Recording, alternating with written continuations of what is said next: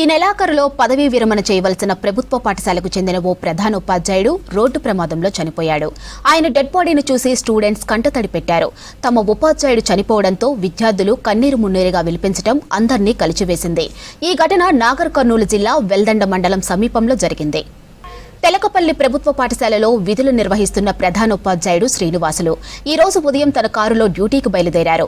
వెల్దండ సమీపంలోకి రాగానే ప్రమాదవశాత్తు కారు కల్వట్టను ఢీకొనడంతో శ్రీనివాసులకు తీవ్ర గాయాలయ్యాయి. వెంటనే స్థానికులు ఆయన్ను అంబులెన్స్లో కల్వకుర్తి ఆసుపత్రికి తరలించారు. ఆసుపత్రిలో ట్రీట్మెంట్ తీసుకుంటూ అప్పటికే పరిస్థితి విషమించడంతో శ్రీనివాసులు చనిపోయాడు. విషయం తెలియగానే నాగర్ కర్నూలు డీఈఓ రమేష్, పలువురు ఉపాధ్యాయులు కల్వకుర్తి ఆసుపత్రికి చేరుకొని శ్రీనివాసులకు నివాళులర్పించారు. ఆయన డెడ్ బాడీని చూసి విద్యార్థులు కంటతడి పెట్టారు. శ్రీనివాసులు ఈ నెలాఖరులో పదవీ విరమణ చేయాల్సి ఉండగా ముందుగానే ఈ నెల 17వ తేదీన తెలకపల్లి స్కూల్లో ఉపాధ్యాయులు విద్యార్థుల సమక్షంలో పదవీ విరమణ కార్యక్రమం కూడా పూర్తి చేశారు. ప్రస్తుతం విధులకు హాజరు కావడానికి వెళ్తూ శ్రీనివాసులు రోడ్డు ప్రమాదంలో చనిపోవడంతో విద్యార్థులు తట్టుకోలేకపోతున్నారు. మృతుడికి భార్య, కూతురు ఉన్నారు. ప్రమాదం ఎలా జరిగిందన్న దానిపై పోలీసులు దర్యాప్తు చేస్తున్నారు.